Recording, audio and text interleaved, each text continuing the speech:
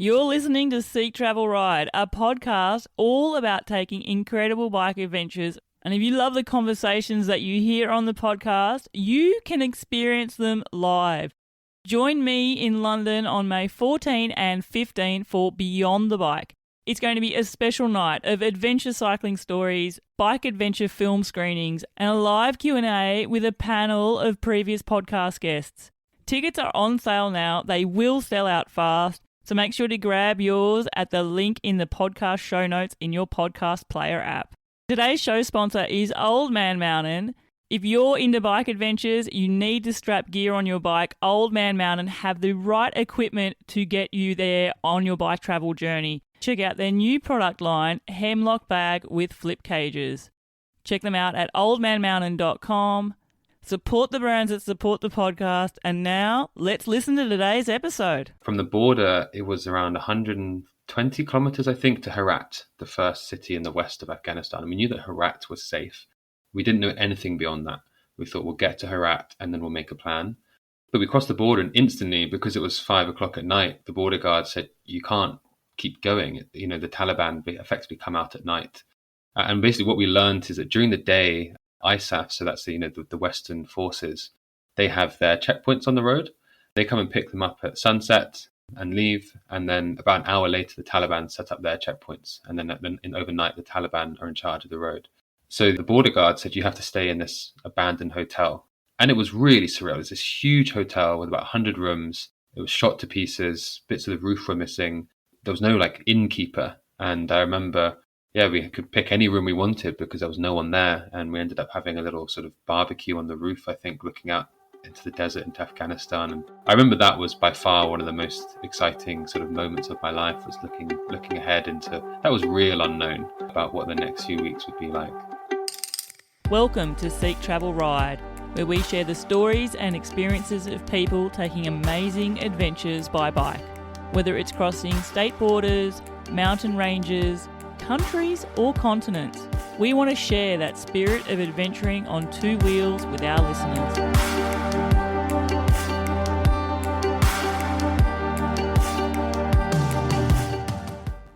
Hello everyone, it's Bella Malloy here, host of Seek Travel Ride, and this week I'm actually taking a short break. But I'm pretty excited to be resharing one of our most popular episodes, and that is part one of my conversation with Jude Kriwald. When I first interviewed Jude, his adventures were so big, I actually had to split them into 2 episodes. And in this episode, you're going to be hearing the story of his very first big journey, cycling from England all the way to India as a 19-year-old. Now, Jude isn't just an incredible adventurer. He's also the co-collaborator for our upcoming Beyond the Bike live shows in London. So for those of you who are fortunate enough to be coming to one of those events, it's also going to be a great chance for you to refresh on Jude's story a little bit more. Enjoy the episode, and I'll be back with a new one next week. Hello, I'm your host, Bella Malloy, and I'm excited to introduce my guest for today's episode of Seek Travel Ride, Jude Kriwald. In June 2012, Jude set off on a bicycle tour that would take him from his home in England all the way across to India. This journey would see him embarking on an adventure to some of the most remote areas in the world. He would cycle through Afghanistan, observing life in a country many of us have only come to understand through news bulletins. Jude travelled through Central Asia during the middle of winter, traversing snow-covered roads and camping in ice-cold temperatures, sometimes as low as minus 30 degrees, as he traversed across the high mountain passes on the Pamir Highway. Then, in the very essence of taking the road less travelled, and without a visa, Jude spent 30 days cycling through Tibet. No doubt an adventure like this would be transformational, and I can only wonder what it would have been like to return back to London, having experienced so much during this journey. Then, over 10 years later, in 2023, Jude set off on another bicycle tour, this time choosing to make his way slowly through West Africa. Here, Jude cycled through countries many Westerners never visit and to areas far flung away from the typical tourist trail. In contrast to Jude's first big cycle tour to India, in West Africa, he would be dealing with oppressive heat, often upwards of 40 degrees. His route often taking him onto dusty dirt roads, muddy tracks, and a fair bit of bush bashing as well. But it would be 3 days spent deep in the Liberian jungle that would leave the deepest impression on Jude. All I can say is settle in, listeners. This will no doubt be quite the journey for us as we get into the details of these two amazing adventures. Jude Kriwald, welcome to the show. Thank you very much for having me. I'm so excited to be here. I'm really pumped to learn more about your experiences from these two massive journeys, Jude. But the question which I start my show with, and I ask this of all my guests, is, Jude, do you remember the very first bike you ever rode? I love this. This brought back so many memories thinking about this and listening to this and your other episodes. I don't know if it was the first one I ever rode, but I remember the first one that I was super excited about. It was a Christmas present. I must have been 3 or 4 years old. No, maybe 5 or 6. And it was wrapped up in newspaper next to the Christmas tree. And that in itself was just so exciting. I was like, wow, my bike now is big enough that my parents can't use wrapping paper. It has to be newspaper. It was a green rally. It was sort of, sold as a mountain bike. I don't think it had any suspension, but I in my head, it was a mountain bike. And the main thing I remember about this bike is doing that thing where you crush a soft drink can and then you bend it over the rear tire, and then it sounds like you're on a motorbike, and it sort of roars as you cycle along, and just whizzing up and down the lane next to my house, thinking I was, going super fast. That was a good bike. Oh, what a super memory. But you're right, though. Like, as a kid, who cares whether it's got suspension or not? It's a mountain bike. You're equipped for adventure now. I wonder, Jude, I've thought about this a lot before pressing record for the show. You've taken some amazing journeys, and I actually wondered what sparks that off in someone. And a theory I have in my mind is, what sort of journeys were you taking when you were younger growing up? What sort of adventures were you taking then, and how did the outdoors feature for you growing up? Yeah, really interesting question. The initial bigger question of, what sparks it is something I don't fully have an articulate answer for. But growing up, I honestly think this desire to, that started at 19 to cycle to India, it came in my teenage years.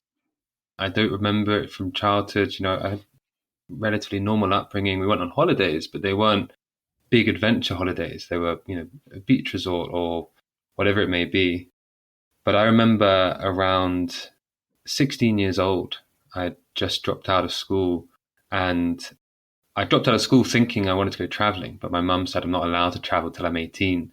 So I just sit at home all night planning up trips, many of which I never did because they were 2 years away. And by the time I got there, a different trip had come up. But I just always had this feeling of, I just have to explore. It's just about exploring. And just this idea that there is so much, wonder to be found out there, and that it sort of blew my mind how we were set up to never go and find it. But it wasn't super conscious. It was just this really deep feeling of, I've got to go, which is, it's a bit like that line from On the Road where, I don't know if it's Sal's the character's name. He says, we've got to go. And then his mate says, well, where are we going? And he says, I don't know, but we've got to keep going till we get there. And it's this sort of this idea. So the most romantic sort of beatnik idea of travel, of there's something out there, I don't know what it is, but let's go find it.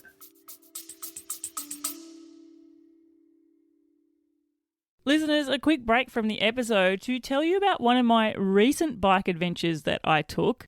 It was just a simple micro adventure, an overnighter to a beautiful old mountain hut, and I had the most incredible starry night sky to gaze out at. It was also an adventure which I took on my dual suspension mountain bike, and in the past, going out on trips on this has always meant having to carry a really heavy backpack with me because I just don't have the mounting points to put all the gear on my bike that I normally would if I use my normal gravel bike for touring. But this time was a bit different. I used the Old Man Mountain axle pack fork mounts. And what that meant was that I could strap stuff to my suspension forks. The genius of this system means that the suspension fork can still be in use, but all the load is actually taken through the axle pack itself. It's ingenious and it worked perfectly for me, and I 100% recommend it. You can check them out for yourself at oldmanmountain.com. And yeah, it's been awesome to finally shift the weight from my back onto the forks when I'm using my mountain bike.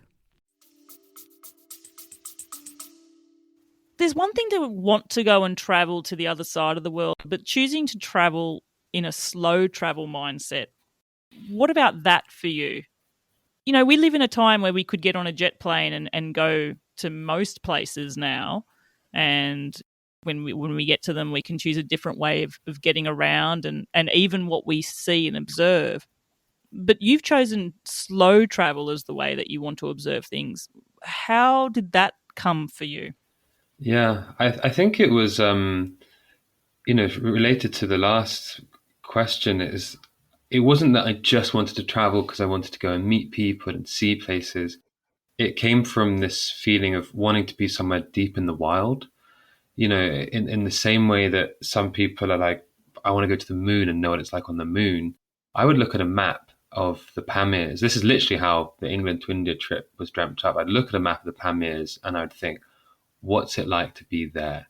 And then I'd look at, a jeep track, which is the only road going through the Pamirs. And I think, wow, that's quite remote. Then I'd look at the valley over where there's no track. And I thought, what's it like to be there? Even more remote. How many people go there? What's it like to sit there and just be with those mountains that are sort of, virtually unchanged for so long? And that sort of brought this idea of, well, I'd like to cycle around the Pamirs because that way I'm independent. There's probably also a very practical element of it's affordable. I couldn't afford to go on an organized Jeep tour of the Pamirs for a week. Not at 19. Like, it took me a year or two to save up for that trip. So the bicycle was, I think I just thought, let's mountain bike around the Pamirs. And then it came to, well, how am I going to get to the Pamirs? And something just clicked. And I said, I'll cycle there. And then for some reason, it didn't seem like a good enough finish point. So I decided to finish in India. Because that was going to be my next question. The Pamirs and India is your endpoint. Like, there is a bit of a connection to get from one to the other. The highway doesn't lead you there. No. Was India just, that sounds like a great stopping point? Actually, if I channel back further or rephrase that question for you, Jude, were you time restricted when you were planning this trip, and were you thinking this is how far I could get? No, I don't think I was particularly time restricted. I think I was budget restricted. But that didn't feel like the biggest element. I think actually at that time, it was relatively hard to cycle past India. If you stayed in China, you could go, and in the north and central China, you go all the way east to Southeast Asia. But from India, the borders to sort of Bangladesh and then Myanmar, Bhutan, they were all very difficult countries to cross into. And I'd been to India the year before just backpacking, which is where I got my first flavor of adventure cycling, just for one day. And so I think India was a big enough destination in itself. I thought I'll finish there. I'd been to Kashmir the year before, and I just thought I'll go there because I know that's a great place to end up. I wonder if, like, the Kashmir you had discovered the year before, just through the experiences that you had then going after that through that long period of travel, what it was like for you reliving a familiar place but with maybe different sort of experiences, changing the way you had a view on a point as well. Yeah, it was such a treat. And actually, I owe a lot to that experience in Kashmir the first time around. So I was backpacking, I was 18 years old. I was with a lot of my friends who were doing a gap year, but I wasn't going to university. So just sort of gap life year for me. And I was in this group of friends. And the story is that basically there was a bit of I'd sort of fallen for this girl in my group, but my heart got all confused, blah, blah, blah. And I ran away to Kashmir, basically. I left a note. I was, young and foolish, and ran away to Kashmir thinking it solved my problems. Got on the first flight I could from Delhi to Kashmir, left her a note, and then felt awful about it, called her and apologized. But then I was in Kashmir free to have an adventure, and I had sort of a week there. I took this jeep up Kardungla, which is was sort of marketed as the highest road in the world. think it's 5,600 or something meters.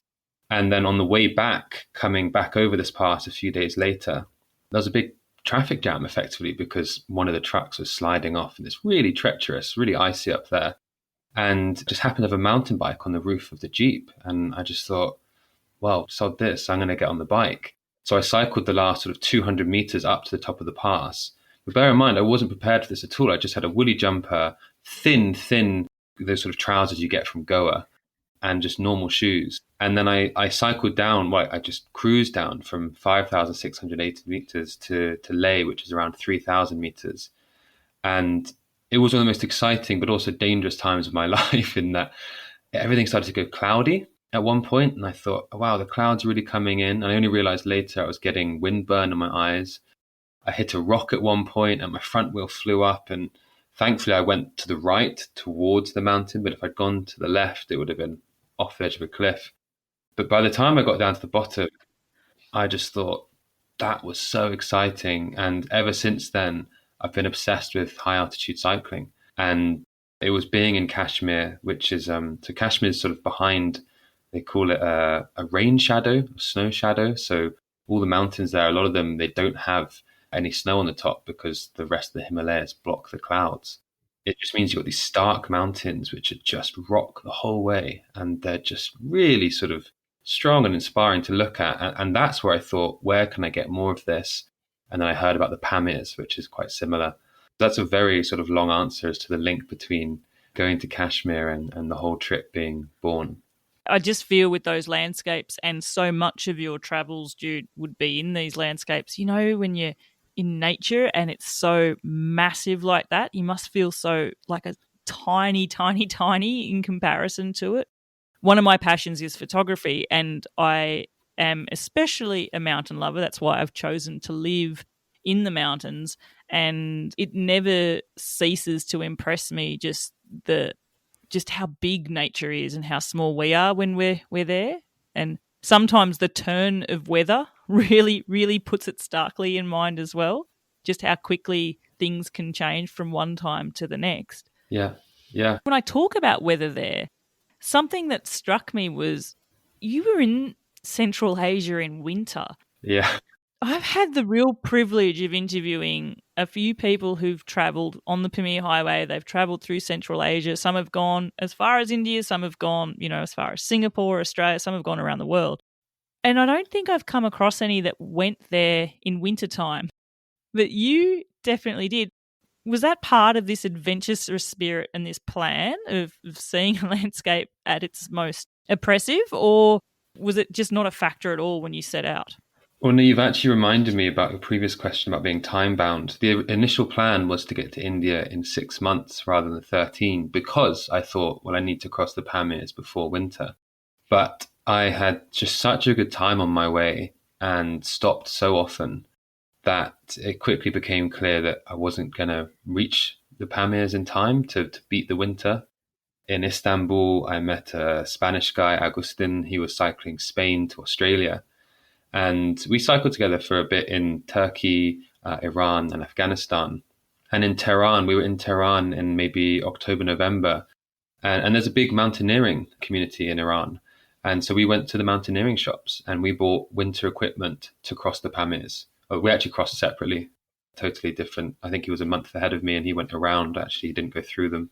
But we thought, let's do this. This should be possible. So it wasn't part of the plan initially, but it very much became part of the plan. And it was, I think by that point, I'd really got this feeling of, God, like so much is really possible if you prepare and believe.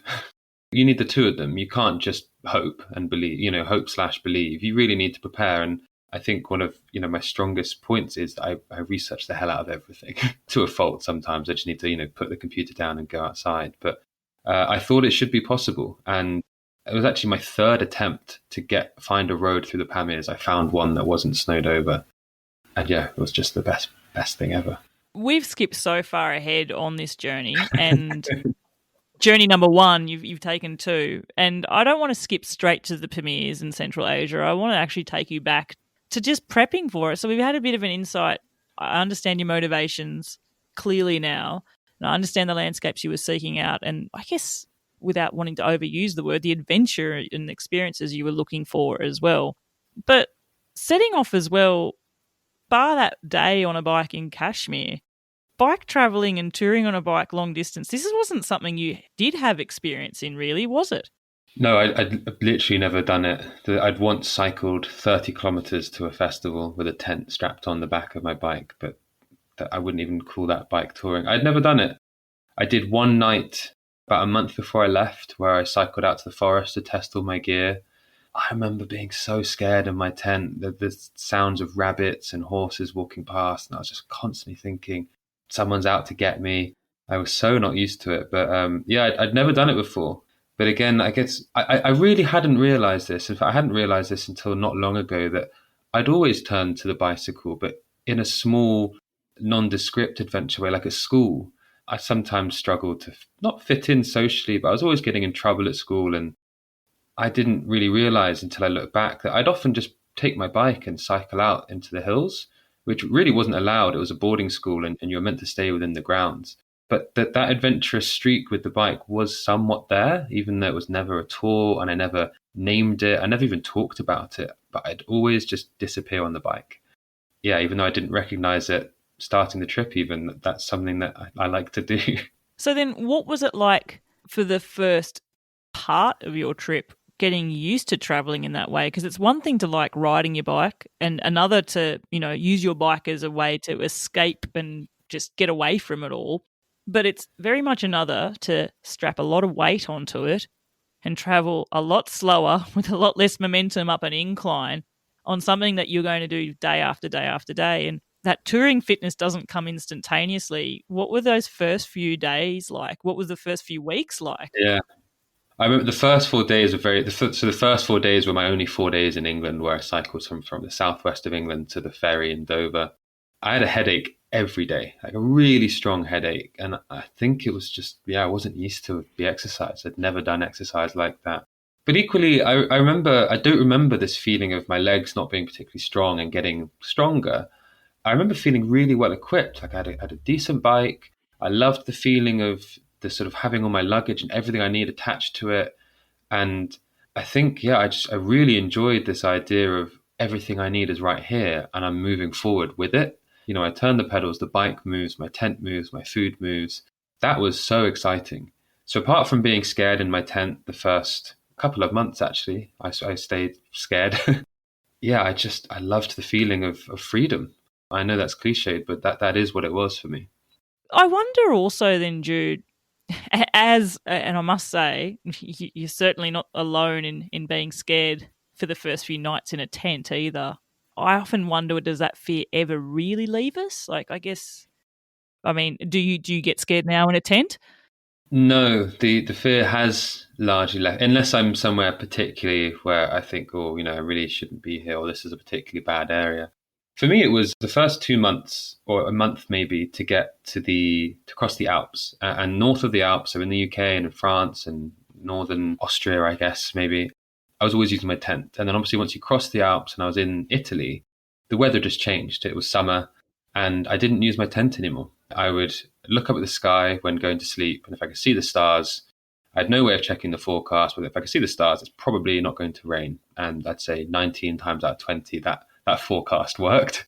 And then not having my tent around me meant I could see. And when I'd hear the rustling, which is what used to scare me, I'd see there's nothing there.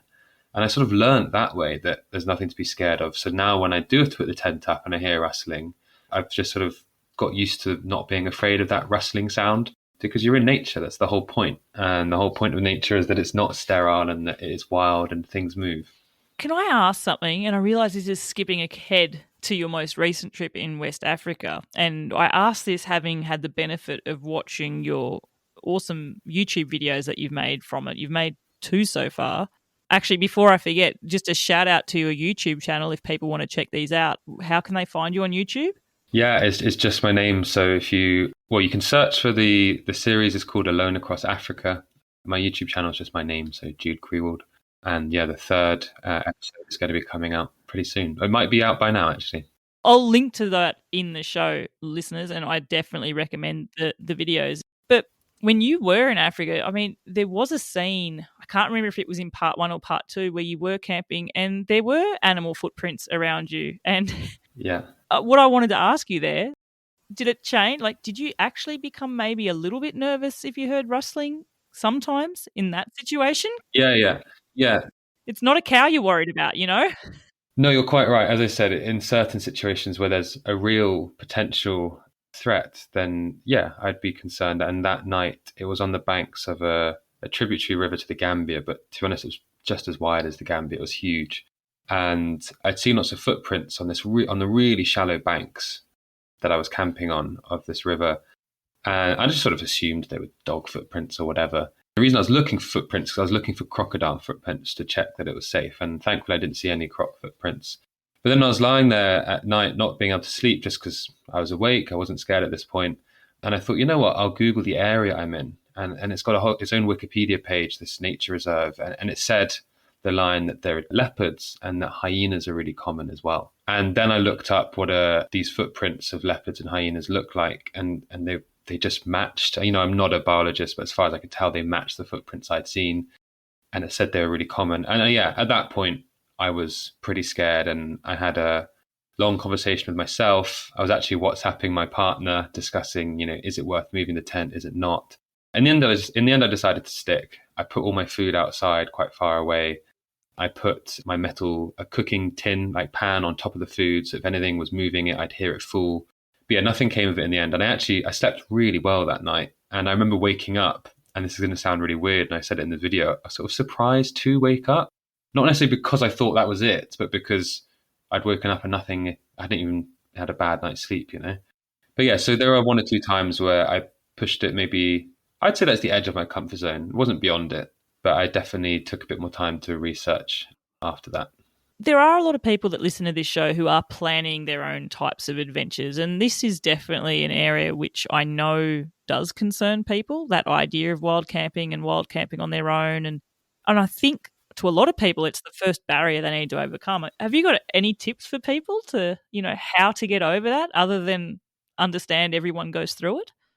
Sure. I mean, a very simple practical tip is, you know, the golden rule for wild camping is be out of sight. In particular, be out of sight of the road, which is basically impossible to do in West Africa because it's either dense jungle or it's densely populated, cleared jungle, which is in use. But just about everywhere else I've cycled in Asia and Europe, it's pretty easy to get 100, 200, 300 meters away from the road and out of sight. In my 1 year cycling to India, I was never once bothered. I only in Tibet, which is ironically the most remote place I went to, did I wake up with a Tibetan nomadic boy standing next to my tent, just staring because he could not work out what was going on, but he was no threat at all. So yeah, practically just be out of sight. I guess, yeah, mentally, it's just a reminder that, you know, at least for me, I didn't shave for a year. If people see a sort of solo bearded man lying on the floor in a tarpaulin with no tent, they're probably going to be more scared of me than I am of them, which is maybe why no one ever approached me. I do think, you know, there's potentially different considerations for solo female travelers, but I've just found that people tend to leave me alone if I camp out of the way. You know, arrive late, leave early, and you should have a great time. I mean, I have had the benefit of interviewing a fair few awesome and inspiring solo female travelers. It's certainly inspired me to think about my own solo adventures potentially. And all of them, to a T, have not had concerns wild camping, which is great. Something someone said to me, which sort of was like, oh, okay, is something that us women can actually use in our favour is overwhelmingly, if people see a tent, their default is that it's a guy in there, not a woman. So sometimes even that's just something to think about. I was just thinking that, yeah, well, if they see a tent, which I used all through Central Asia and Tibet because it was cold, yeah, no one knew my gender. You're quite right. But yeah, I really think most people are not inclined to come up. And again, I would cycle till about an hour before sunset, and then I'd start looking for a place that gives me an hour to cook my pasta, set up my tent, and then I'd finish eating and I'd fall asleep just as it went dark. And then I'd set my alarm for the exact minute sunrise was. It's a great way to get in sync with nature and a very easy way to wake up. And I'd be gone within 30 or 40 minutes before any farmer turns up or dog walkers or whatever it may be. So it was exceptionally rare for me to see anyone while putting away or putting up my tent. I think we have this idea that, because it's it's a really interesting idea that, this feeling that land we travel on isn't ours and someone else knows it a lot better than us and we're somewhere that we shouldn't be. But it's worth, sort of remembering that this is how traveling like this is how we survived for tens of thousands of years. And if you can sort of tell yourself that a little bit and practice it until it feels a bit more normal, this idea that you can be at home wherever you put your tent up and your tent is home, and try and shake off this feeling that you're intruding or that you're breaking some laws. Because in most countries, you're not by wild camping. And even in England, I've never had someone approach me or cite the law that I shouldn't be camping somewhere.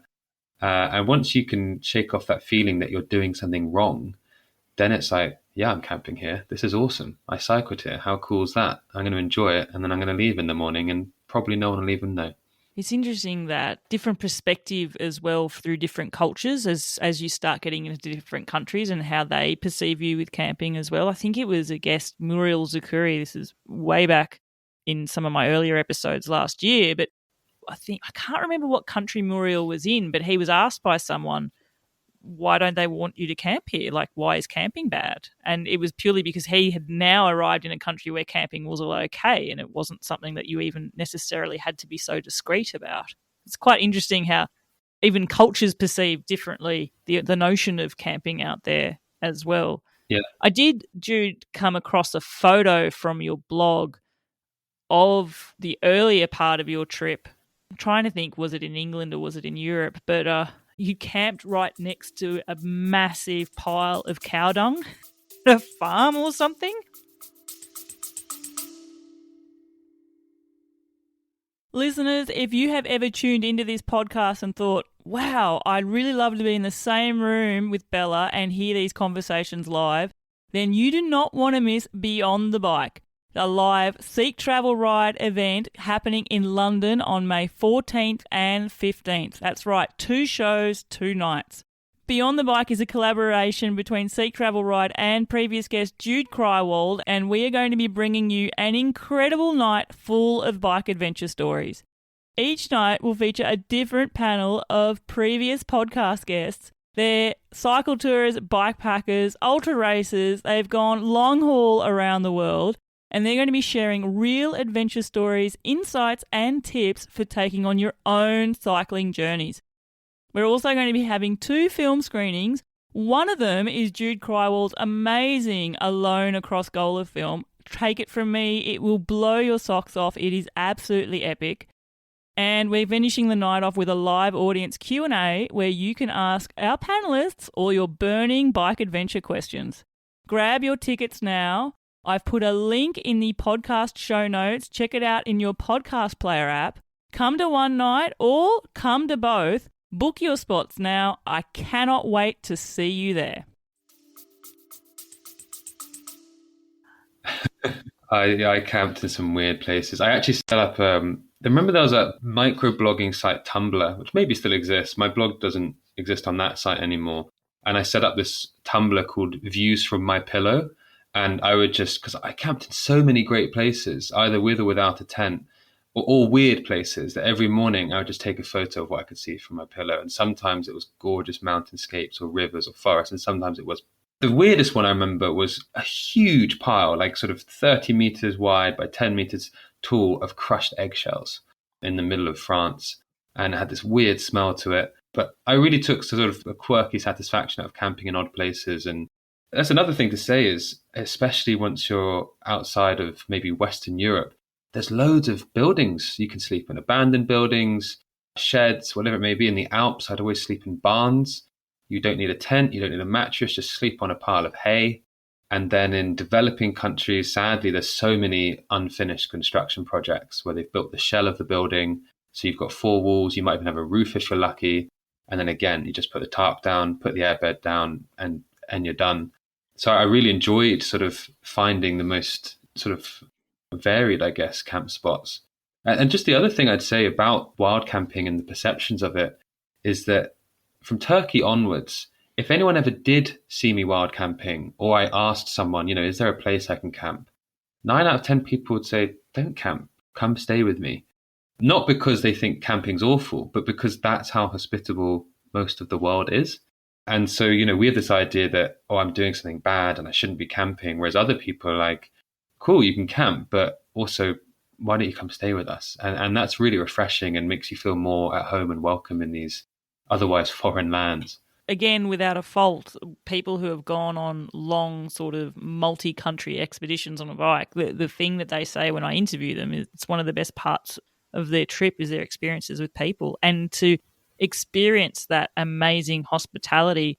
I know it definitely came up when I was going through your trip, and this has come up many, many times, just the hospitality shown, I mean, in all the countries you went through, but especially in Iran as well. Like, it was just overwhelming hospitality there. The Iranian people, that sort of Persian culture just has that embedded into them. It seems part of their DNA in a way. Yeah, it's gorgeous. They're such welcoming people, and I've stayed in touch with so many of them because I could have cycled through Iran, including visas and maybe including getting visas in Tehran in maybe 3 or 4 weeks, but I ended up doing 2 months there, which is another reason I missed the summer window for the Pamirs, because everywhere you'd go, without fail, you'd stop in a town at 5 or 6 o'clock and be like, is there somewhere I can camp? And people would just always say, come stay with me. And they'd invite their whole family over and put on a huge feast. And the thing that's interesting about Iran, and it's the same in a lot of developing countries, is from the outside, the houses don't look like all that well kept. But when you go inside, the rugs and the furniture, paintings, and they're stunning. And yeah, the people of Iran were just incredibly hospitable. And they all cited the same chapter from the Quran where Allah says to Muhammad that basically a traveler is a gift to prove yourself as a good person. They're not sort of thinking of it in this really transactional way, that it's really built into their culture. With one exception, I did have one person who once, I was cycling along a road in Iran, and this person flagged me down, almost cut me off, pulled me over, shoved a cake in my hand, and just drove off. At that point, I was like, I feel slightly used here, but also I got free cake, because I knew they were doing it because of their religious beliefs. So it's interesting. It very rarely crosses that line. But the vast majority of people they just want to help. Yeah, I'm just thinking back through, photos I've seen from other guests going through Iran, being handed handfuls of cucumbers or melons or all sorts of different food and stuff. I imagine you must have had a similar type of experience there as well. Yeah. So yeah, in Iran, one of the strangest things I was given was a load of saffron, which is not cheap, obviously. Per gram, it's worth more than gold saffron. And it's farmed in Iran. And this guy gave me this huge bag of it. He'd been farming. He stopped me on a motorbike, and his whole family was just so happy to see me and insisted on taking photos with me. And I took photos with them. And I think people just love to connect. Wherever you go, that's what a lot of it's about, right? It's about connection. And giving something is just a little introduction of like, I want to talk to you. I don't know how to walk up to you and just say hello in your language, but it's a very clear universal language of gifting something. With that idea of, people want to connect with you, when you're traveling for such a long time on your own, did you also find you were craving that from strangers as well? Like that crave for connection? Did you find that? Yeah, I did. I'm trying to think how much I craved connection. Yeah, I remember quite clearly sort of two almost seemingly opposing thoughts, but actually they're really quite complementary. One is wanting to get really lost in the wild, totally on my own, as far away from anyone as possible.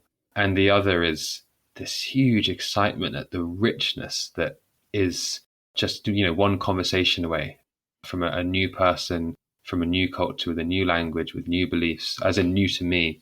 And I would love stopping, and especially, I definitely felt like I had this a tiny bit more at 19 than I did at 31, although I still had it, but this just sort of starry-eyed gaze at the world of, it's so exciting and I want to learn everything, and that really carried me through a lot of that trip.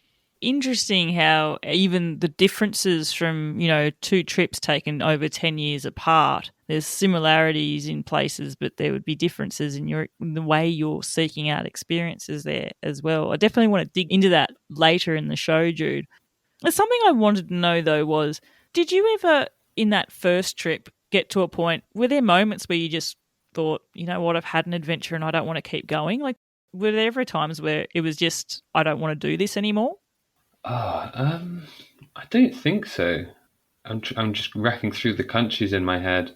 No, I think, and part of the reason the answer is no is that the next country was always pretty much always more exciting. Like I had Europe, which I'd put sort of Western Europe into one block. Greece was getting more adventurous. I was in the mountains and they had big dogs. And then Turkey looked really exciting, quite big empty mountain ranges. And then after that was Iran, which, everyone just has this bad idea of in their heads. And I knew that it might not be like that. And then, from Iran to Afghanistan, a totally different adventure. And then Central Asia and Tajikistan, which was the muse for the whole trip. And then after this most amazing winter in the Pamirs, the challenge of crossing Tibet without a permit. So it was always just going up and up and up in my mind of how exciting this is. And then after Tibet, shoot down through Nepal and finish in India. So it really just built and built and built. And I felt that on this trip, the most recent one in West Africa, of like, oh, this is hard work. And have I chosen the right thing? But I never felt it on the cycle to India. I wouldn't mind going there. I know listeners were jumping into different trips. But do you think there was a reason or something new for this most recent trip, of that thought of just maybe this is too much? Yeah, there's a few things. I wanted to go to West Africa somewhat, I talked about having that starry-eyed view of the world before. And I chose West Africa because I felt a little bit jaded in terms of my perceptions of the world. I was sort of 10 years older. The internet and Google Earth and Google Maps means you can get a flavor of anywhere instantly. And rightly or wrongly, and maybe somewhat wrongly, I have perceptions about so many places in the world. I could look at, I don't know, Russia or Chile or South Africa and think, yeah, I know roughly what that's like, what it might be like to be there, what the government's like and so on. But I knew nothing about West Africa. And equally, I remember having this feeling of when I got to India at the end of the first trip, everyone would sort of point me towards the guest house in India because they're used to travelers. Whereas in Central Asia and Iran, they weren't used to travelers. And so they'd invite you in. And again, for the Africa trip, I wanted to find somewhere where they weren't used to travelers because I wanted to have those rich, engaging conversations of, my gosh, aren't we different to each other? Like, let's learn about each other. What matters to you? What's your life like? And so that's why I chose there. And I did have those experiences in West Africa, but there were also real struggles. There were two main things I struggled with. One was the heat, which I could sort of get over eventually. Really, really hot.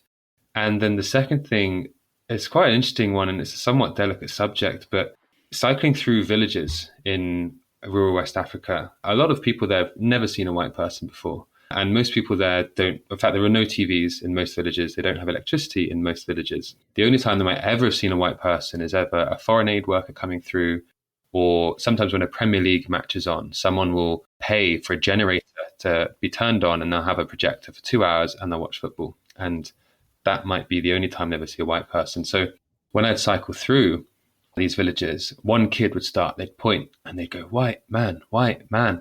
And sometimes it'd be in English and sometimes it'd be, I know all the different words that they would use. Tubab, poto, tourist, pumwi. These are all words which effectively mean white man. And sometimes you get the whole village pointing and chanting, white man, white man. And for someone who really just wanted to connect with people, it felt quite othering. Just to be really clear here, I'm explaining my experience. I'm not criticizing the history that's that's happened to get these countries, Sierra Leone, Gambia, and so on, to where they are, especially with British colonialism, is a really complicated one, and we have a lot to answer for. But I can only say how it was at the time, which was I really wanted to connect with people, and I was literally being pointed at like an animal in the zoo, and it made me think a lot about how we treat each other and how we've historically treated people from Africa. And occasionally I would try and break this and someone would be pointing and shouting, white man, white man. And I'd go up and I'd say, hi, do you want to talk? And they'd sort of snap out and be like, oh, they realize you're a human rather than sort of, objectifying you as this interesting novelty that's, it's like a pig flying through the sky. And so, yeah, I really struggled with that because I really wanted to lean into the connecting with people. It really mattered to me for this trip. But I'd say maybe 1 in 3 times I'd really managed to connect. And 2 out of 3 times it was this sort of fascination that they couldn't get past. And that was quite hard work. Wow. Not the experience you expected, I could imagine, for sure. Like you could never expect that by any measure. I want to talk then, how when you said with the first trip, it kept getting bigger and bigger and bigger and built up and built up. Mm. Did you do a lot of pre-research before getting to places? You said it took you a while before you started on this trip from the idea to getting going, but did you find, like, were you researching a lot about countries? Were there places you specifically wanted to see? Was it, or were you really going in there sort of eyes wide open, just, I can't wait to experience it. There's, no expectation. I just want to see it for what it is. Like, what were your preconceptions going into each country? Yeah, I did a lot of research for the countries which I knew would be physically more difficult or somewhat dangerous. So I did a lot of research for the Pamirs because it was going to be winter and trying to work out snowfall levels and which roads are likely to be shut or open. I did a huge amount of research for Tibet because it's illegal to cycle solo through Tibet. It was then and it is now.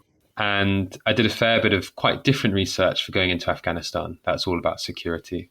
And, I ended up having the British Foreign Office sending me daily reports of intelligence. And I swear I shouldn't have been getting it, that it should have been classified. It was things like reports today of a Hilux coming in with 3 Taliban with 2 RPGs in the back, entered Kabul at this time, wearing these clothes.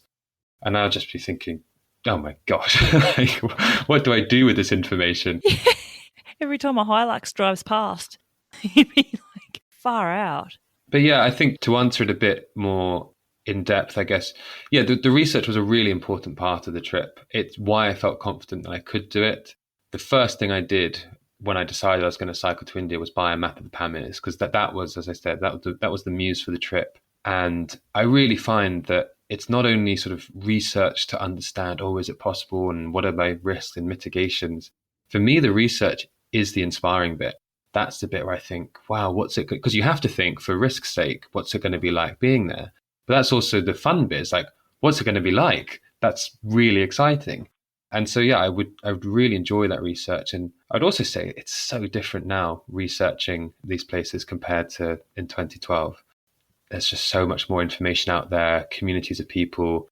In a way, it's a great thing and it makes it more accessible. In a way, on the other hand, it makes it slightly less romantic. It feels like there's maybe slightly less to discover for oneself, but that's always an individual choice. I've had 2 guests who I would classify as really long time world travellers in slow travel, human powered travel. One would be Peter Gostelow and the other one is Nikolai Bangsgaard. And both of them have sort of commented on the differences since they started out on this journey, both of them travelling in this manner nearly now for the best part of 2 decades. And Peter Gostelow, his comment was his interactions with people on his trips now are different because he didn't need to rely on them so heavily to find out about where services are. He has access to that information through the power of a device, a smartphone, the internet. And Nikolai's comment was similar to that as well, but also he reflects back on his first massive trip, which was 4 years long. He didn't take the road less travelled often because he didn't know about it and he didn't know what it would be like in terms of whether something even existed, whereas now mapping technology and software is so much better. He can do that. Yeah. Interesting insights, aren't they? For yourself there, Jude, reflecting back from one trip to just over 10 years to the next trip, the differences that you've sort of come across there as well. Yeah, it's I mean, both those points are really interesting in the sense that the first point about not having to rely so much on people in a way is a great thing, but in a way this something is lost there, having the smartphone. And again, it's kind of like I was saying earlier, like you are less at the mercy of your environment. You have to trust people there less because you can just go on a WhatsApp group for West Africa. There's 300 people in there who cycled West Africa in the last year in a similar manner, and they will have the answer to your question. And for me, that is just not much fun. Like I used it a bit for visas because I think, visas are kind of a boring thing to get wrong. Whereas choosing the sort of wrong road as such, if there is such a thing, is kind of more exciting and part of the trip. Yeah. I do definitely want to be that person with a lot of curiosity to ask you questions about Afghanistan because, I grew up with Afghanistan as a war-torn country under Taliban rule now. It's a no-go zone. And then to know that I'm interviewing someone who's actually travelled through there, I really want to learn more about it. Was it ever part of your original plan? No, not at all. The plan was to get to Iran and then do the normal route of, I think it's Uzbekistan first and then Turkmenistan and then into Tajikistan. But I was with this Spanish guy, Agustin, and we were near Mashhad, which is right in the east of Iran on the border with Afghanistan. And again, this sort of spirit we'd had of things just building and building and more feeling possible every month that went past. And we just sort of look at the map and you go, oh, it's kind of tempting, isn't it? That was literally how it started. This idea of we're not going to be here again. I'm not going to go potentially have the chance to go to Afghanistan again. So it was never in the plan. And in fact, the whole time I was in Afghanistan for maybe 3 weeks, I feel a bit bad about it. I didn't tell my parents. I was sending them updates every other day as if I was in Uzbekistan and Turkmenistan, being I just crossed here, I just got there, because I didn't want to worry them. And it was only afterwards that I told them, which was obviously a bit of a breach of trust. But I think, having spoken to my mum since, I think I did the right thing. What was it actually like? Was it actually hard to get into Afghanistan? We were talking about visas and how they can be a process in themselves. And you had some, moments in various countries, whether on this trip or in West Africa, getting visas. Was it hard to actually cross the border? Or is it a case more people are trying to get out than go in? Like, what's that like? The border was fine. The visa, I do remember. So we did quite a few visas in Tehran. And yeah, the Afghan one was one of the more chaotic ones. We needed a letter of invitation, I think, from I don't know, the British Embassy or something, which obviously we couldn't get. Maybe it wasn't the British Embassy. I'm definitely going to say it wasn't for my sake. Or maybe it was a travel tour company. I ended up making one. I ended up faking it effectively. I did quite a lot of that in Central Asia of, rubber stamps and all this stuff. I had quite a lot of fun with it. I did it for me and Augustin. And yeah, I remember going to the Afghan embassy in Tehran, which was very chaotic, and handing this letter and however many dollars it was. But yeah, the visa wasn't, once you had that letter of invitation, it wasn't too hard. And then crossing the border was as easy as any other, except as soon as we crossed. So basically what we knew was that from the border, it was around 120 kilometers, I think, to Herat, the first city in the west of Afghanistan. And we knew that Herat was safe. We didn't know anything beyond that. We thought we'll get to Herat and then we'll make a plan. But we crossed the border and instantly, because it was 5 o'clock at night, the border guard said, you can't keep going. The Taliban effectively come out at night. And basically what we learned is that during the day, ISAF, so that's the Western forces, they have their checkpoints on the road.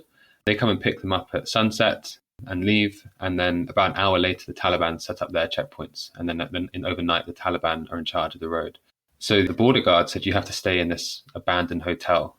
And it was really surreal. It was this huge hotel with about 100 rooms. It was shot to pieces. Bits of the roof were missing. There was no innkeeper. And I remember, we could pick any room we wanted because there was no one there. And we ended up having a little sort of barbecue on the roof, I think, looking out into the desert into Afghanistan. And I remember that was by far one of the most exciting sort of moments of my life, was looking ahead into, that was real unknown about what the next few weeks would be like. You really realise the adventure's gone next level in a way from as soon as you've entered. Even the concept that from day to night, the transition of power on the roads changing as well. You need to stay in this hotel room because the Taliban take control of the roads at nighttime. That's just such that's a concept that you wouldn't have known going in, obviously, right? Yeah, it was a huge amount of learning and asking and trying to work out who had reliable information. And what I want to say is that Afghanistan isn't, at least when I was there, it's not one of those countries like Iran where, it might have a bad reputation, but actually everyone who goes there says, actually, no, it's fine. Afghanistan wasn't very safe. And it was the limit of it was my limit in terms of safety. And it was the only flight. I took an internal flight to get across part of it. So I didn't cycle all of it, but I did what I always did, which is to ask, does this feel safe? And what can I do to ensure I always feel safe enough? I just want to be clear that I'm not about to sort of dispel the idea that Afghanistan is a dangerous country, because it is. And I think people now are actually visiting. I've met quite a few people in the last few months who are visiting who are visiting Afghanistan as tourists, and the Taliban are sort of being okay with it. That's not travel advice, but it's always changing. And when we were there, it wasn't particularly safe. By the time we got to Kabul, we met so many junior diplomats, and all of them knew at least one person who was currently kidnapped. That was the threat. There was a very low threat of if you're in the market at the wrong time and a suicide bomber goes off, then that's a threat. But the much more real threat as a white person was from kidnapping. And so we did a lot. Like my hair by then was quite a light brown, maybe turning sort of dirty blonde from the sun.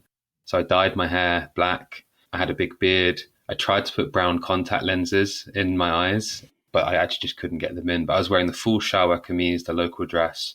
I put rice sacks over my panniers so that rather than shiny German Ortlieb, it was just written in Dari rice sacks and looked a bit more like a local, I don't know, market boy's bike. So there were things we did, but it was still definitely at my limit. Yeah, definitely. And did you find, like you said, you took an internal flight while you were there. Did you have moments there where you were thinking, I don't want to be here now? Were you having conversations with Agustin about, we need to get out of here? No, the conversation was, oh man, this sucks that we're taking a flight. I wanted to cycle the whole way to India. He wanted to cycle the whole way to Australia. It was much more about that. I'd already hitchhiked in a truck at one point in Turkey and little things. But that was a bit of pride to be swallowed. But the flight came around because, we got to Herat and everyone told us, the roads aren't safe. And we actually went to the ISAF air base. And this is off the back of, a month in Turkey, 2 months in Iran, and then a few days in Afghanistan. So every woman I'd seen for the last 2 months had to, have a full headscarf on.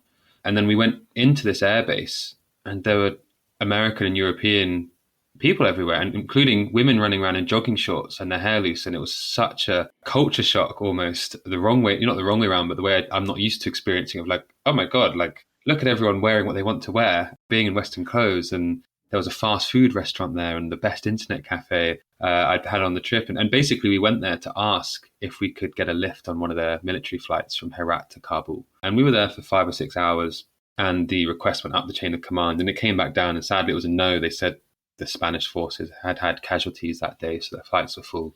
And we ended up paying $100 for a domestic flight to Kabul, which, I spent the whole time looking out the window of the plane, looking down at the mountains, thinking to myself, stupidly, well, I can't see any Taliban. It looks safe. Like, I wish I'd done it.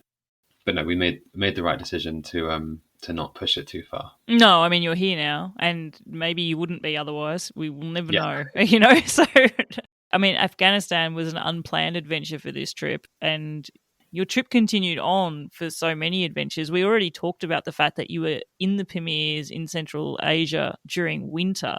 I feel even Canadians would give kudos to the type of winter conditions you were experiencing there. Like, we are talking proper cold at elevation as well. You mentioned that you had prepared, that you did buy equipment that would help you withstand that cold. But what was it like to go from mentally thinking it's going to be like this to actually being in it and experiencing that type of weather as well, and being in those elements up high at such elevation? I loved it. I think this is a big part of what draws me to adventure, in that there's no better feeling than becoming aware, say back home or months earlier, of something that's really challenging, doing the research to understand what you need to do to overcome those challenges, let's say buying the equipment or putting the work in, training, and then being in that environment and realizing I'm okay. I'm coping. My equipment's working. My skills are working. My research is coming true.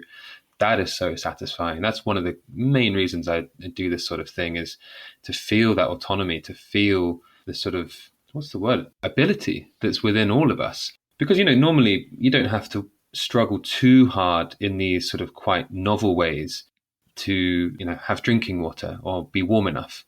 Obviously we need to earn money, but once you earn money, water comes out your tap and the heating can be turned on. Whereas thinking, do I need a -30 sleeping bag or a -40 sleeping bag to be in the Pamirs, and looking up the climate for the last 10 years and the trends and wind direction and all this stuff, and then getting it right or getting it slightly wrong, but enough that it's not too dangerous. That's a really satisfying feeling. Something I was just thinking, how I was joking about going between West Africa and Central Asia. I mean, that's the massive contrast, isn't it? Yeah. -30 or -40 sleeping bag to how on earth do I survive when it's 40 degrees Celsius, sparing sun, and there is no shade? Yeah, I spent a lot of my West Africa trip saying to myself, Jude, you like the cold. Your next trip, you're going to the mountains. Because the cold is where I really thrive. I just love being in the cold, and the heat is great and fine. And I miss the sun being back in the UK winter for sure. But yeah, the cold is my body runs hot, and so it just works for me. Did you have a four-season tent? No, I didn't. I had a three-person tent, a little Terra Nova tent, super lightweight one-person tent, and actually the whole side of the inside, one side of the inside was mesh. And actually, so Wow, if you could see my face. yeah. Well, I did something to try and help with that, which didn't help too much. But as a bit of a tangent, but it's relevant context, is that this whole trip cycling to India, I was raising money for a hospice. And I was raising money for this hospice because I'd asked my grandmother, is there a charity you care lots about? And she told me that there was this charity, St. Margaret's Hospice in the West Country, that had helped quite a few of her friends later in life who had cancer and so on. And then whilst I was on this trip, fundraising for St. Margaret's, my grandmother was admitted to this hospice almost by chance. And so this gave me extra sort of drive to do this trip and to fundraise for St. Margaret's. And then when I was in Tajikistan in December, I'd sort of made my peace that I might not see my grandmother again because I knew she was not fully well when I left. But I got a text from my mum saying, just so you know, Nanny's probably only got a week left. And without thinking about it, I packed up my stuff and I flew home. And I flew home for about 3 weeks in the middle of this trip. It happened to be Christmas, which was great. I saw my grandmother one last time and I got to go to a funeral and I came back to Tajikistan in January. And the reason that's relevant is that apart from being the story of the fundraising, in that time, my mum sewed a panel to cover the big window in my tent because it was, as I said, a three-man tent and the whole side of the inside was just mesh and it was so windy and the cold was coming in. And I brought the tent back with me. She put Velcro all around the inside and she made this panel. I would try and help keep the wind out. And I think it made a difference. It certainly wasn't a four-man tent suddenly in terms of strength or wind coming under the fly. But yeah, I was really grateful to have that.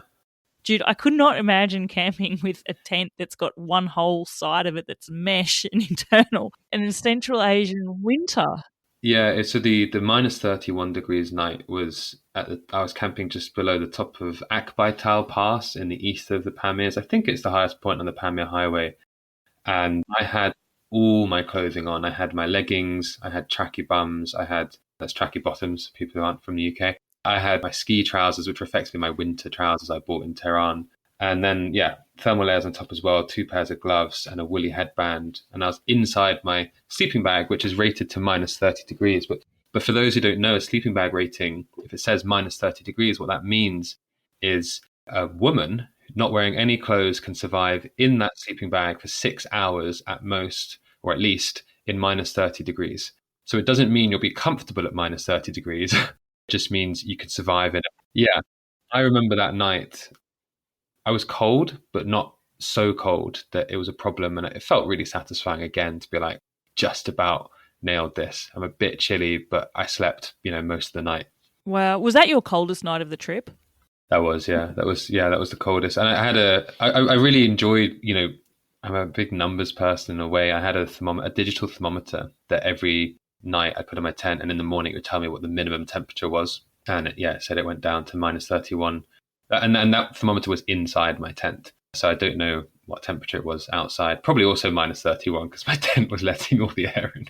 Just for context, do we have a global audience? We're talking minus 31 degrees Celsius, not Fahrenheit. There's a massive difference there. We're not talking just below zero here. Yeah, no, it was quite cold, and it was, I hadn't done anything quite like that before. But again, it's a really satisfying thing to work out what's possible. I know I wouldn't be able to do minus 40 with that equipment, but I know that the minus 30s are doable. Do you ever pine for that experience again? And I don't mean that particular night in the tent in that particular place, but do you ever find yourself thinking, I wouldn't mind doing something like that again? Yeah, I mean, I spend most of my life thinking that. Yeah, no, for sure. Yeah, both in terms of wanting to recreate some of those feelings because it was all so new. And as I said, it was building and building, and it gave me such an incredible feeling inside of what I was doing. But then also just being out in the cold and minus 30 degrees now. We'll talk about it later maybe, but I'm planning some trips and for the future, and they all involve the cold. After that promise I made to myself in West Africa that I'd go somewhere cold next. I'm very much focused on cold weather trips, and I will be getting a 4-person tent for sure this time. You're not yearning for another 40-degree sweat fest somewhere by any measure. Well, it's funny because when I was in the Liberian rainforest, I remember thinking to myself, come on, Jude, this was stupid. You love the cold. This is really hard work. And I kind of, although I was really happy to be there in a sort of a type 2 fun way, I didn't tell myself don't come back, but I remember coming out of it and saying to my partner, yeah, that was great, but I'll probably never go back. And within about a week of landing, I was like, oh, I do quite miss the jungle. So it's funny how your perspective shifts on these things. I know we talk about rose-coloured glasses, right, and rose-tinted lenses, but type 2 fun, I feel like that is beyond type 2. Yeah. I think that's type 2000, like, seriously. And we'll get into the details of that one a bit later on. I wonder, Jude, if it's just the satisfaction of getting through something really, really hard. I think there's lots to it. I think it's partly that. I think it's the things that you learn about yourself. And I don't just mean, oh, what I'm capable of, but ways of thinking. And I think going into the Liberian jungle was somewhat of an unknown, and I didn't really know what it was going to be like, even though it was by choice. Whereas if I went there again now, I would remind myself a little bit more that it's all by choice. And when you remember that, it makes it all a lot easier to deal with the difficult bits. And I think for me, one of the key things from those sort of type 2 fun moments is the lack of choice, and thus the simplicity, and thus the peace. So what I mean by that is, I'm pushing my bike through the rainforest. It's grueling. It's 36 degrees. It's like 90% humidity. I haven't seen another person for 24 hours. There's no track. And I'm pushing and I'm pushing. And even when there is a track, there's like a fallen tree every 50 meters. So I'm doing about 9 hours work a day to move 7 or 8 kilometers.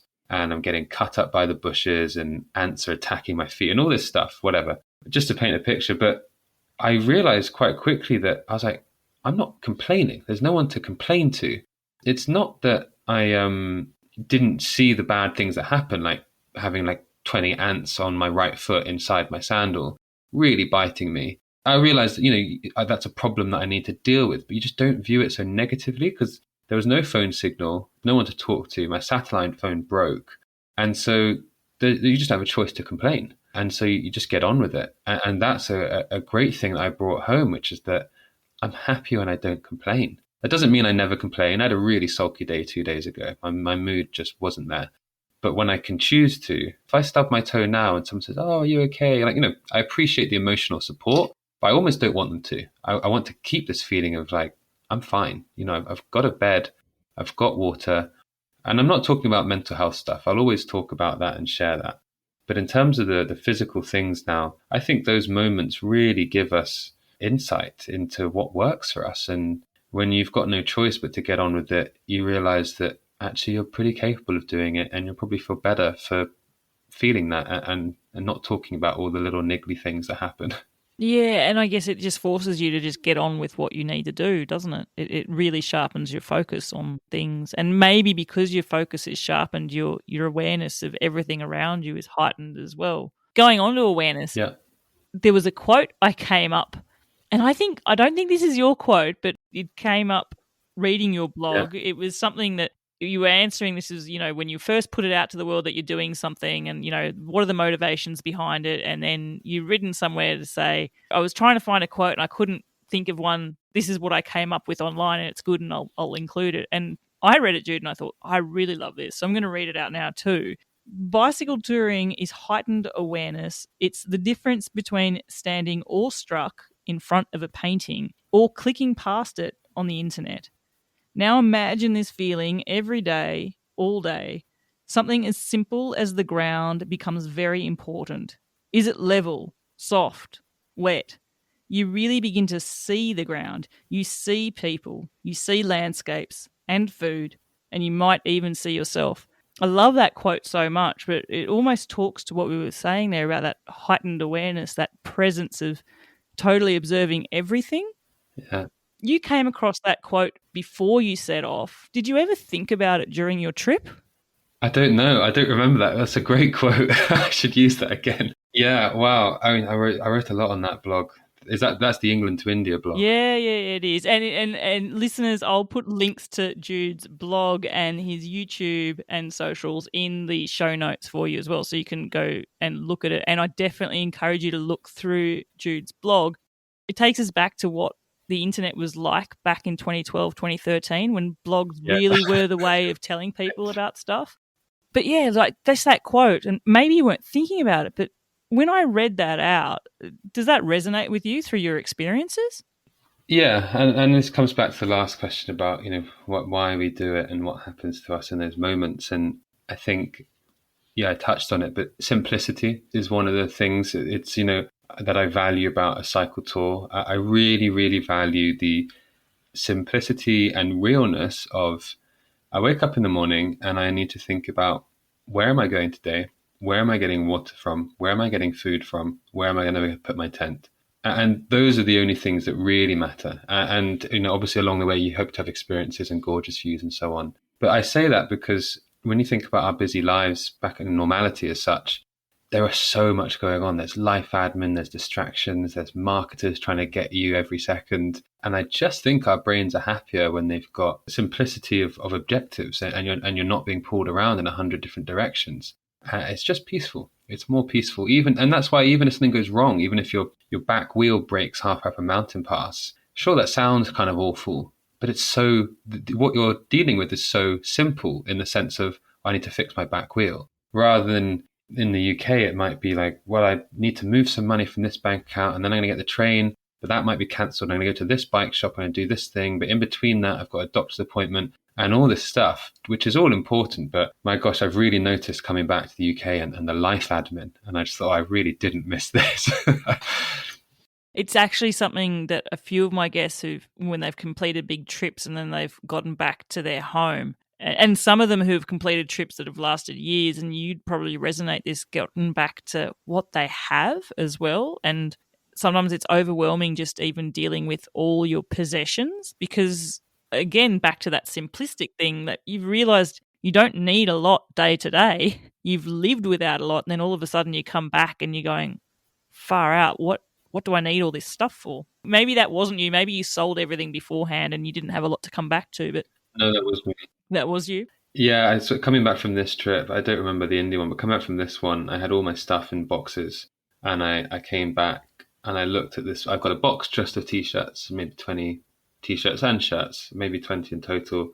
And I looked at it, opened up, looked at it, and I closed it and put it back. And for the first week that I was back, I just wore the same 3 shirts that I had on my cycle tour through all of Africa, because I thought, A, it sort of takes me there, and B, I don't need it. And to this day now, it's over a month since I came back, I only have 4 shirts in my drawer, because I'm also, on one hand, I'm not willing to throw them away yet, but I'm also really not ready to accept that I need 20 T-shirts.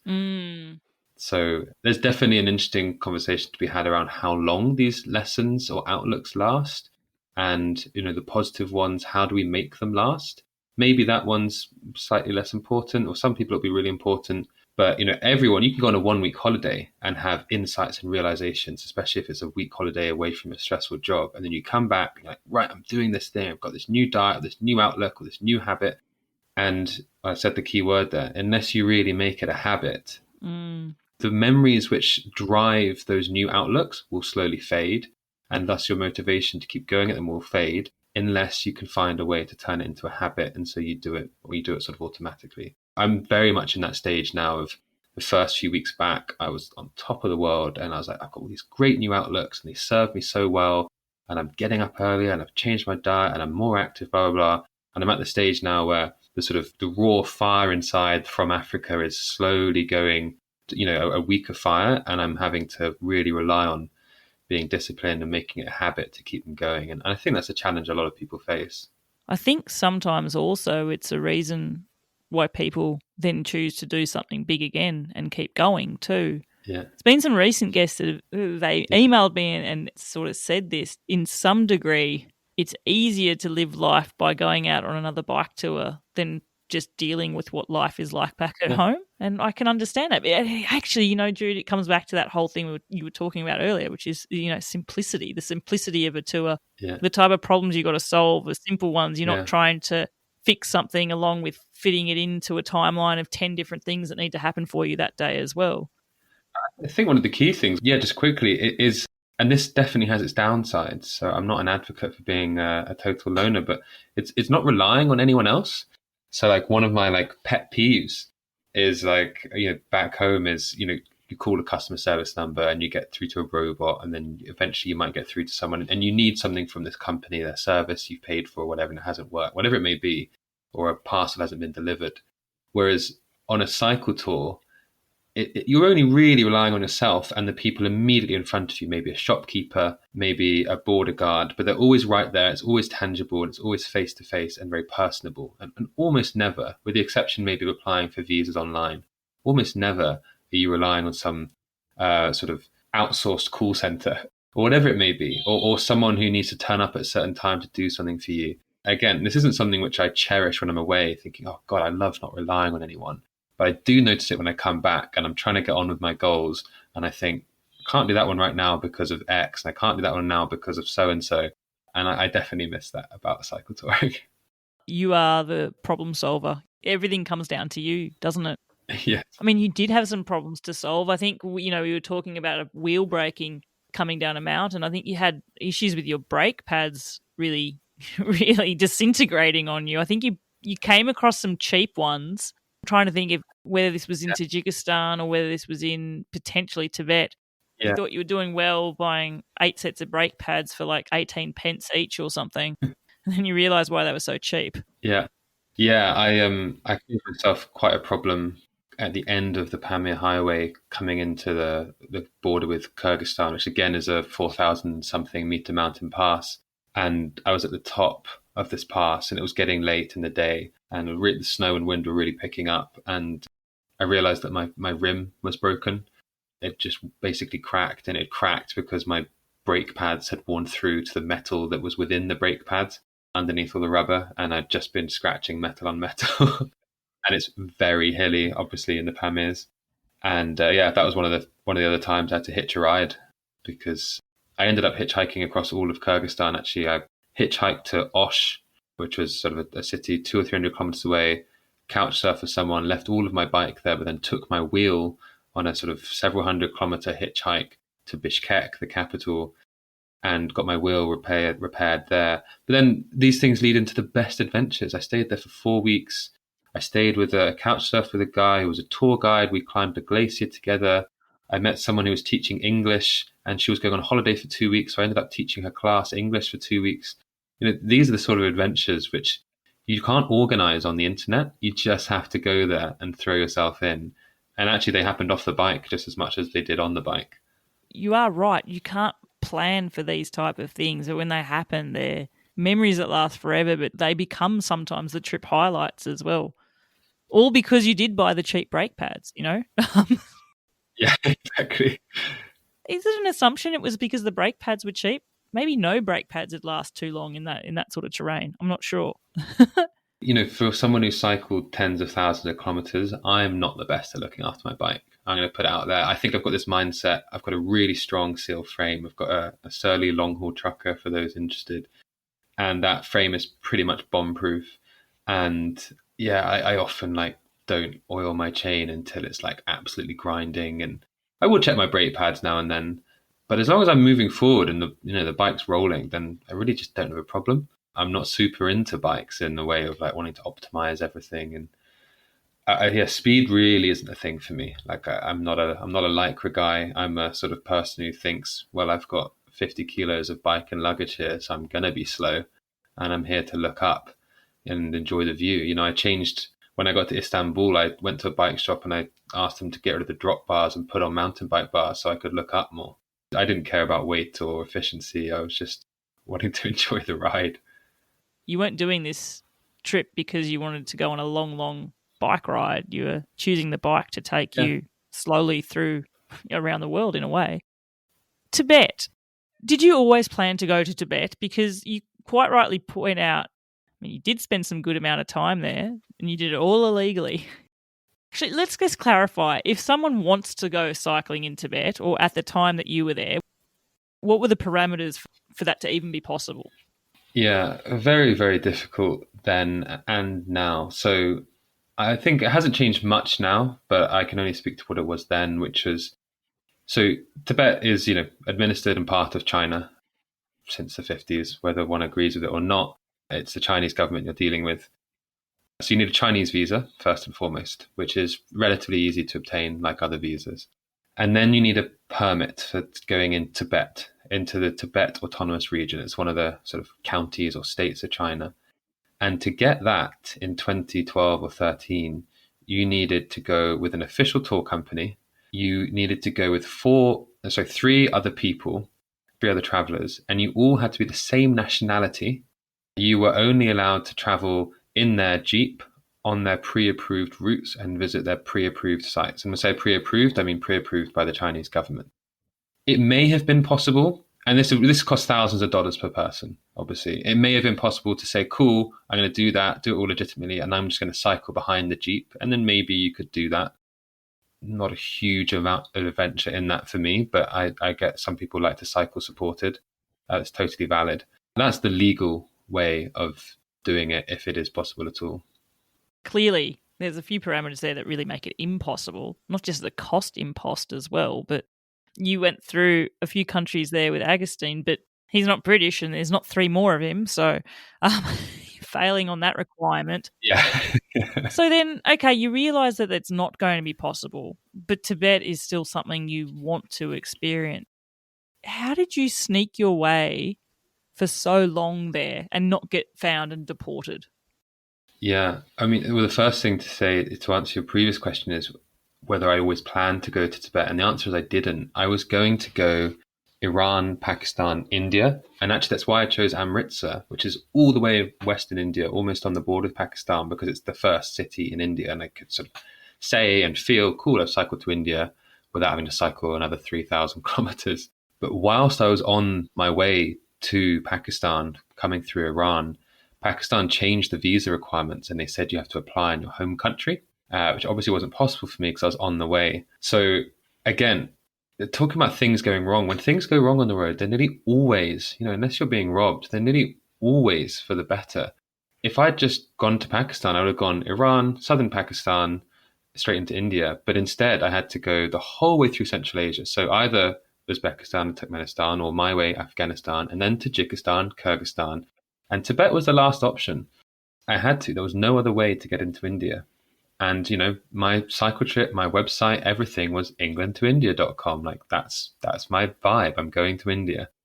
So in terms of how I did it, there's a few people who've done it before who are extremely helpful. There's a guy called Jan Korax. If you want to see really, really old internet websites, and I mean like 90s, look up Jan Korax. He has cycled in Tibet dozens of times and done some real expeditions there. And I was in touch with him. I asked him, like, where are the checkpoints? So I knew that between sort of the north of Tibet, where I'd enter from Xinjiang, and the border with Nepal, that there'd be a few dozen checkpoints. And he knew where some of them were from cycling the previous years, and other ones you just have to spot as you come along. And the general approach is, if there's a big checkpoint, like the first one going into Tibet from Xinjiang, I'd know where it is, or I'd spot it, 500 meters ahead, and I'd pull off the road and I'd wild camp out of sight of the road.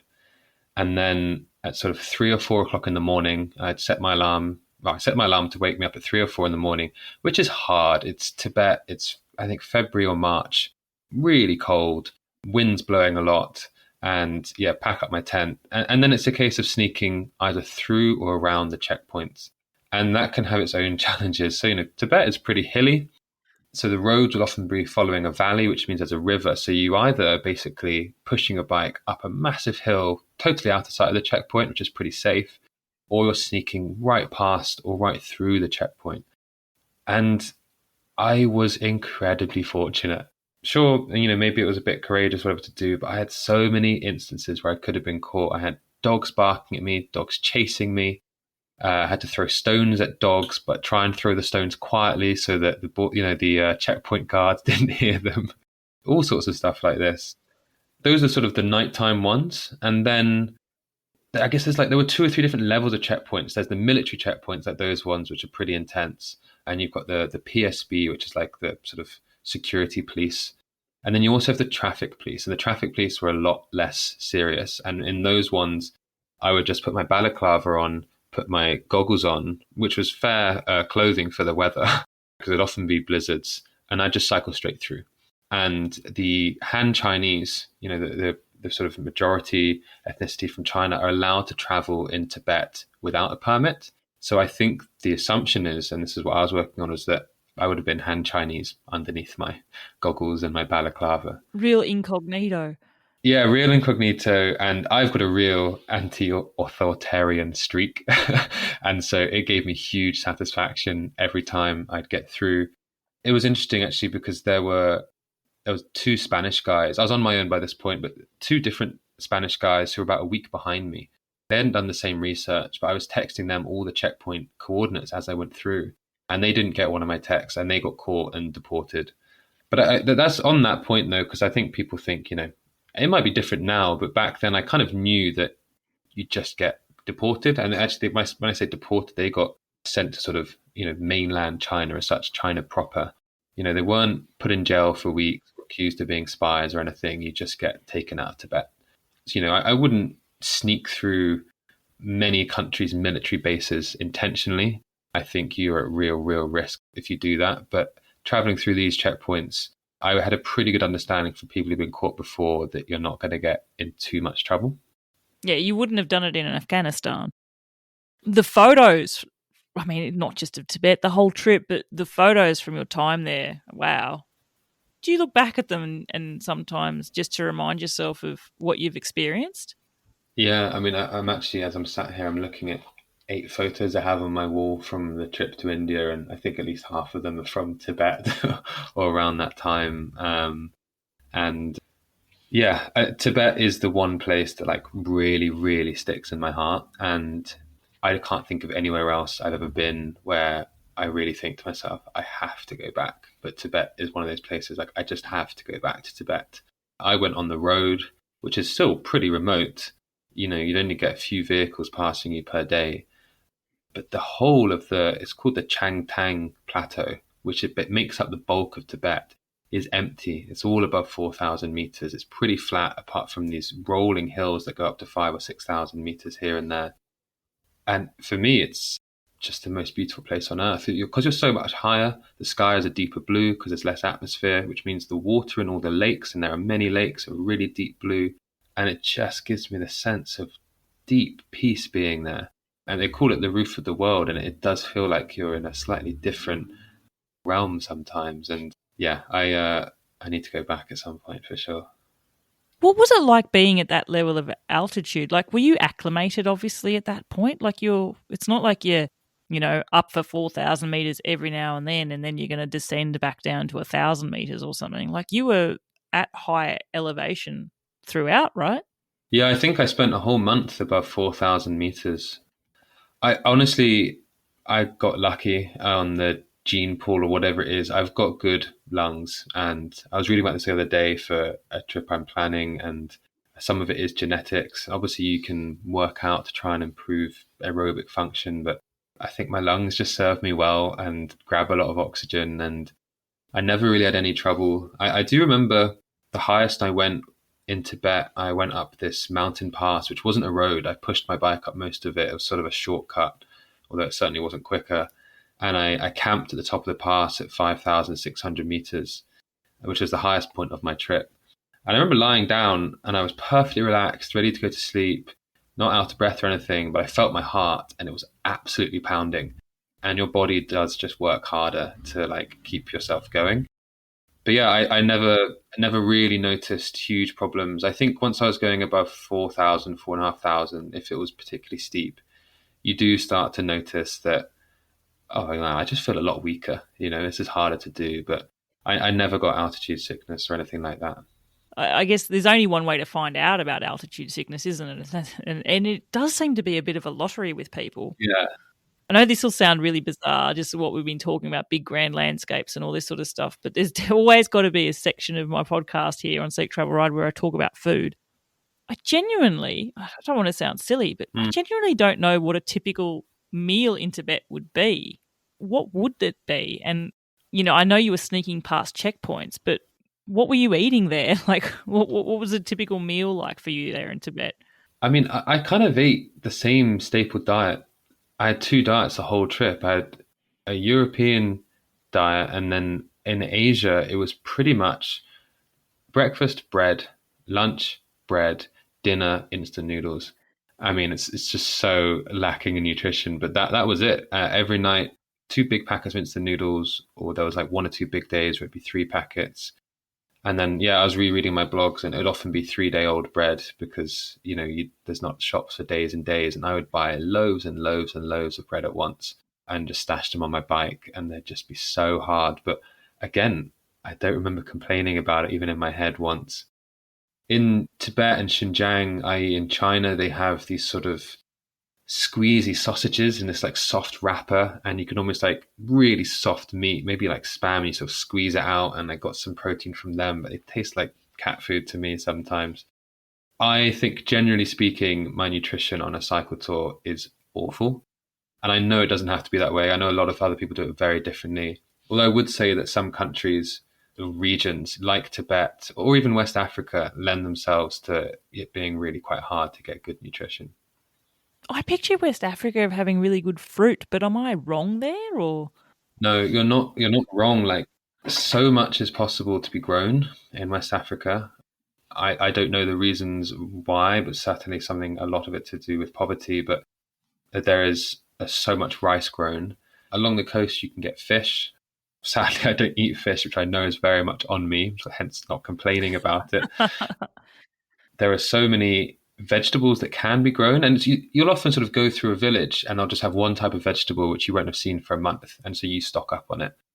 But there's no sort of consistent sort of food stuff you can buy there apart from, again, you can't even buy it. They're growing a lot of cocoa, they're growing a lot of coffee, and they're growing a lot of rice. The rice is for them to eat, the cocoa and the coffee is for export, and there's very little of anything else apart from occasionally finding a mango from Guinea or bananas maybe here and there.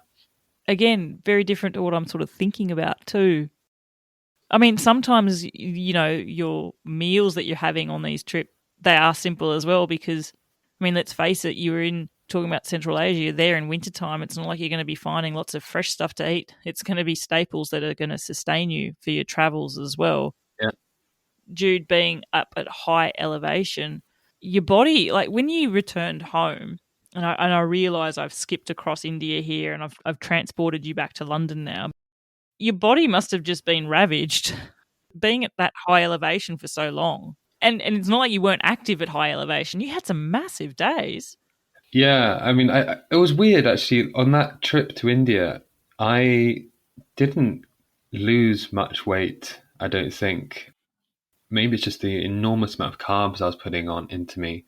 I did come home ravaged, but that's because I came home with typhoid and giardia simultaneously, which on their own, either of those are really quite nasty.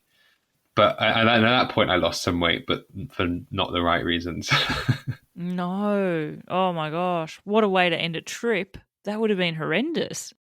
Yeah, it was a real shame because I was flying from India back to London via Kuwait. That's just where my flight stopped. And my plan, so my parents lived in Somerset, which is about maybe, I don't know, 150 miles from London. My plan was to build my bike at the airport in proper independent cycle tourist fashion and cycle home, even though my parents wanted to pick me up. But I was like, no, imagine that moment where I cycle down the driveway. I'd been picturing it for months, how emotional that would be of my parents waiting there and like cycling in and like getting on my knees and giving them a hug, and not because on my knees in celebration as opposed to them being really short. Yeah. And I got to Q8 and I remember texting my dad and I just had this pounding headache. And I said, something's not right. Can you pick me up? They picked me up and I spent 2 or 3 days in bed. And then I went to hospital. And yeah, I was quarantined before it was cool to be quarantined. I was in my own room for 5 days and it was not fun. It was mostly the typhoid, which wasn't fun at that point. I had a fever, so my temperature was really high, but I felt freezing. And the nurses insisted that I could only have a thin sheet and I had to have a fan on me the whole time, even when I was shivering cold. So those were some of the least fun days. Yeah, I was just very grateful to have good healthcare at that point. What a way to finish a trip off as well. Far out.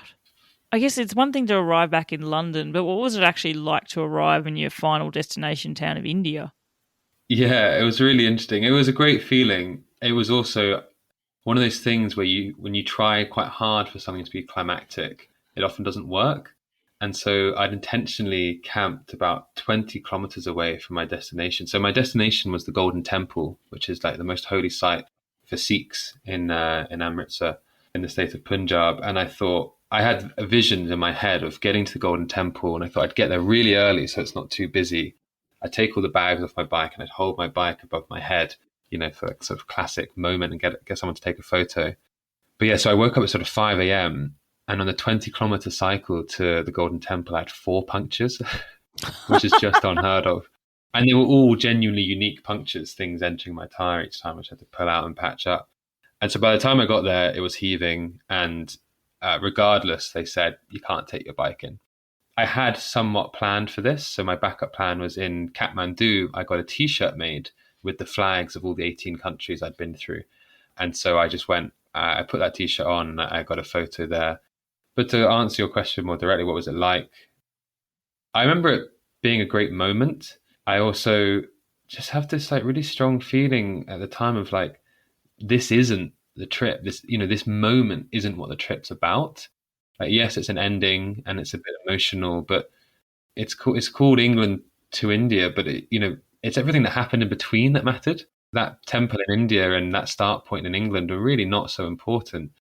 But we focus on these endpoints as if they're the big moments, and that they're not really. They're not where the value is. They're not where the substance is. And so I did find it, somewhat underwhelming compared to what I'd expected.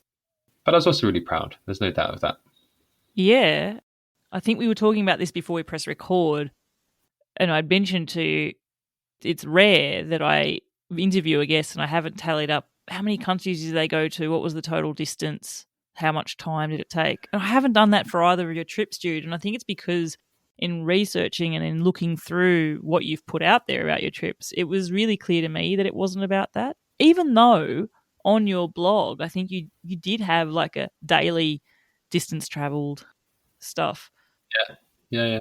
But yeah, it sort of seems quite insignificant now to even talk about that. I have to ask because we've overtly said it. So 18 countries, what was the total distance in the end? Yeah. So on that is 18 countries if you count Tibet as a separate country, which I very much did at the time because I'm very idealistic. Otherwise 17 if you include it in China. The total distance was around 17,000 kilometers. Yeah, not insignificant. And it almost was like a whole year, wasn't it? Yeah, it was 13 months, but that includes 4 weeks back home when I visited my grandmother when she passed away. So a year, just over a year, quite a long time, really. Yeah, a lifetime of experiences. Listeners, thank you so much for listening to this special re-release of Jude's story. Just a reminder, if you're in London, don't forget Jude and I will be co-hosting Beyond the Bike, our 2-night live show event all about adventure cycling. They're being held on the 14th and 15th of May in London at Peckham Levels. We've got an absolutely amazing lineup of guests, film screenings as well. We're going to be having a panel discussion and closing off with the opportunity for you in the audience to ask us all some questions as well. Tickets are still available for sale. They're on Eventbrite. Just search Beyond the Bike to grab yours. And we hope to see you there.